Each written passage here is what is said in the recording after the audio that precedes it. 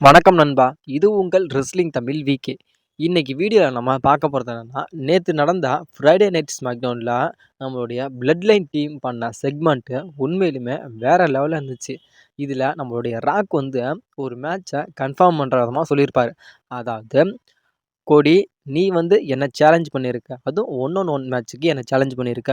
உன்னோட தகுதிக்கு Roman reigns கூட மோதுறதே ஒரு மிகப்பெரிய தப்பு.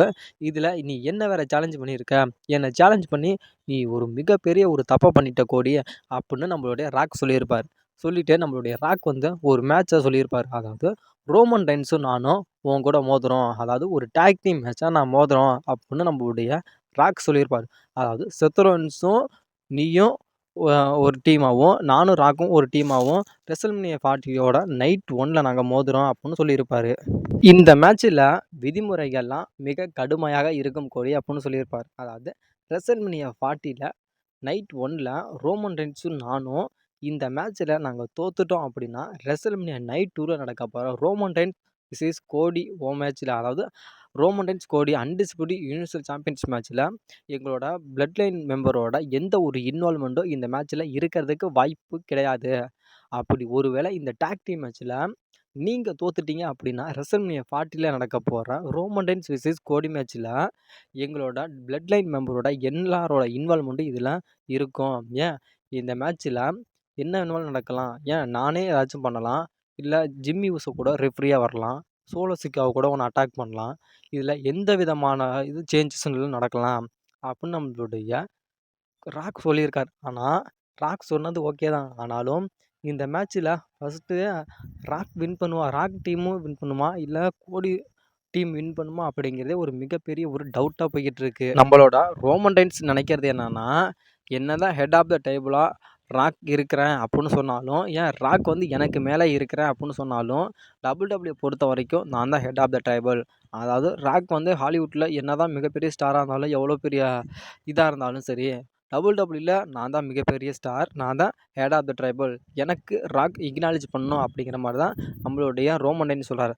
அதே மாரி நம்மளுடைய ரோமன் ரெய்ன்ஸே நம்மளுடைய ராக்க இக்னாலஜ் பண்ணிட்டாரு. அதாவது நான் வந்து என்னோட ஃபேமிலி மெம்பரான உன்கிட்ட தானே நான் அக்னாலஜ் பண்றேன் அப்புட்ன்னு சொல்லி நம்மளுடைய ராக் வந்து இப்ப நம்மளுடைய ரோமனுக்கு இக்னாலஜ் பண்ணிட்டாரு. ஒரு மிகப்பெரிய ஒரு வேடிக்கையான ஒரு விஷயம் அப்படின்னா என்னன்னா, இந்த டாக் டீம் மேட்ச்ல ஒருவேள கோடியோட டீம் வின் பண்ணிட்டாங்க அப்படின்னா, நம்மளுடைய ராக்க ராக்க ரோல் பண்ணி வின் பண்ணுவாங்களா? இல்ல ரோமன் ரெய்ன்ஸ ரோல் பண்ணி பின் வைக்க போறாங்களா? அப்படின்னு தெரியல. அப்படி இல்ல சப்போஸ் இந்த மேட்ச்ல ரோமன் ரெய்ன்ஸும் கோடியும் தோத்து போயிட்டாங்க அப்படின்னா, ரெசல்மேனியா நைட் 2ல நடக்கப்போற ரோமன் ரெய்ன்ஸ் கோடியோட மேட்ச்ல பிளட்டோட டீம் எந்த ஒரு இன்வால்வ்மெண்ட்டும் இருக்காது அப்படின்னு ராக் சொல்லியிருக்காரு. அப்படி சொன்னாலும் எந்த ஒரு மேட்ச்லயுமே சரி, இன்ன வரைக்கும் நம்மளுடைய ரோமன் ரெய்ன்ஸ் விளையாடுற மேட்ச்ல பிளட்டோட மெம்பர்ஸோட இன்வால்வ்மெண்ட் இல்லாம இருந்ததே கிடையாது.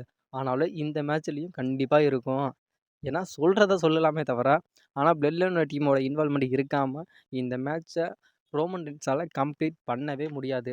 நம்மளோட கோடி கூட வந்து நம்மளுடைய செத் எப்படி ஒரு கால சுத்துன பாம்பு மாரி இருக்கிறாரோ, அதே மாரி தான் இப்போ ரோமன். ரோமன் கூட நம்மளுடைய ராக் என்னதான் இருந்தாலும், ரோமனும் நம்மளுடைய ராக்கு கிட்ட கொஞ்சம் பார்த்து தான் இருக்கணும். அதே மாரி நம்மளுடைய கோடியும் நம்மளுடைய செத் கிட்ட பார்த்து தான் இருக்கணும். ஏன்னா 2 பேருமே எப்ப எப்படி மாறுவாங்க அப்புட்ன்னே தெரியாது. ஏன்னா என்னதான் ரோமன் கூட வந்து ராக் வந்து ஹெல்ப் பண்ண இருந்தாலும், நான் ராக்க சத்தியமா நம்பவே முடியாது. ஏன்னா எந்த விதத்தில எப்படி ராக் எதனால ட்விஸ்ட் அடிப்பார் அப்புட்ன்னே சத்தியமா தெரியாது. ஏன்னா இந்த மேட்ச்ல அதாவது டே 1 நடந்த டாக் டீம் மேட்ச்ல கோடியோட டீம் வின் பண்ணிட்டாங்க அப்படின்னா, ரெசல்மேனியா நைட் 2ல நடக்கப்போற ரோமன் ரெய்ன்ஸ் கோடியோட மேட்ச்ல நம்மளுடைய ராக் வந்து அட்டாக் பண்ற விதமா நம்மளுடைய ட்ரீம் மேட்சான நீங்க எல்லாரும் எதிர்பார்க்கிற ரோமன் ரெய்ன்ஸ் விசஸ் ராக்குக்கான ஒரு ட்ரீம் மேட்ச் இந்த ஃபியூட்ல இருந்து நம்மளுடைய WWE ஆரம்பிக்கலாம். அப்படி இல்ல அந்த மேட்ச்ல டாக் டீம் மேட்ச்ல தோத்த கடுப்புல கூட நம்மளுடைய ஆ ராக்குக்கே ரோமனுக்கே நம்மளுடைய ராக் அட்டாக் பண்ணி நம்மளுடைய கோடிய கூட வின் பண்ண வைக்கலாம். ஏன்னா, எந்த விதத்திலயும் ராக்க நம்புறதுங்கிறது பாம்பு பொத்துக்குள்ள கையோடுற மாரி. என்ன எப்ப எதுக்குள்ள எப்படி கடிக்கும் அப்படின்னே தெரியாதுங்கிற மாரி, ராக் வந்து ரோமன் ரெய்ன்ஸ் கூட இருக்கிறதுல ஒரு மிகப்பெரிய ஒரு துரோகம் பண்ண போறாரு அப்புட்ன்னா, அது நம்மளுடைய ராக் தான் பண்ண போறாரு. ஆனா ரோமனுக்கு. இது கிட்டத்தட்ட கன்ஃபார்ம் தான். ரெசல்மேனியா நைட் 1ல நடக்கப் போற டாக் டீம் மேட்ச்ல நம்மளுடைய ரோமன் ரெய்ன்ஸும், நம்மளுடைய ராக்கும் வின் பண்ணா நல்லா இருக்குமா? இல்ல கோடியும் செத்தரன்ஸும் வின் பண்ணா நல்லா இருக்குமா? அதுக்கப்புறம் ரெசல்மேனியா நைட் 2ல நடக்க போற ரோமன் ரெயின்ஸ் கோடியோட அன்டிஸ்பியூட்டட் யுனிவர்சல் சாம்பியன்ஷிப்ல நியூ சாம்பியனா நம்முடைய கோடி ஆவாரா? இல்ல ரோமன் ரெயின்ஸ் அவரோட டைட்டில ரிட்டெயின் பண்ணிருவாரா? அப்படிங்கிற உங்களோட கருத்த மறக்காம கமெண்ட் செக்ஷன்ல கமெண்ட் பண்ணுங்க நண்பா. ரெசல்மேனியா 40ல ரோமன் ரெயின்ஸ் கோடி மேட்ச் எந்த அளவுக்கு ஒரு இம்பார்ட்டன்ட்டோ, அதே அளவுக்கு ட்ரூ மேக்கின்டையரும் நம்மளுடைய செத்ரோன்ஸ் மேட்சும் ஒரு இம்பார்ட்டன்ட் தான். ஏன்னா, இந்த மேட்ச்ல நம்மளுடைய WWE சிஎம் பங்க ஒரு ஸ்பெஷல் கெஸ்ட் ரெஃப்ரியா கொண்டுட்டு வரலாம் அப்படிங்கிற மாரி ஒரு முடிவுல இருக்காங்களாம். ஏன்னா, ராயல் ரம்பிள வின் பண்ணி இந்த வருஷம் WrestleMania 40ல CM bunk versus செத்ரோன்ஸ் match தான் கன்ஃபார்ம் பண்ற மாரி இருந்துச்சு. ஏன்னா, நம்மளுடைய சிஎம் பங்குக்கு இன்ஜூர் ஆனதுனால இந்த பிளான் ஒட்டு மொத்தமா மாறிடுச்சு. அதனால இப்ப நம்மளுடைய சிஎம் பங்க் இருக்கிற இடத்துல நம்மளுடைய ட்ரூ மேக்கின்டையர் தான் இப்ப வாழ்ந்துகிட்டு இருக்காரு. அதனால இந்த மேட்ச்ல நம்மளுடைய சிஎம் பங்க ஒரு ஸ்பெஷல் கெஸ்ட் ரெஃப்ரியா கொண்டுட்டு வரலாம் அப்படிங்கிற மாரி நம்மளுடைய WWE இப்ப முடிவுல இருக்காங்களாம். ஏன்னா, நம்மளுடைய செத்ரோன்ஸுக்கும் சரி, நம்மளுடைய சிஎம் பங்க்குக்கும் சரி, நம்மளுடைய ட்ரூ மேக்கின்டையரும் சரி, ஒரு மிகப்பெரிய ஒரு கான்ட்ரோவர்சியலே இவங்க 3 பேத்துக்கும் போய்க்கிட்டு இருக்கு. அதனால இவங்க சிஎம் பங்க கொண்டு வந்து ஒரு இந்த மேட்சுக்கான ஒரு ஹைப்னஸ கிரியேட் பண்ணலாம் அப்படிங்கிற மாரி நம்மளுடைய WWE முடிவுல இருக்காங்களாம்.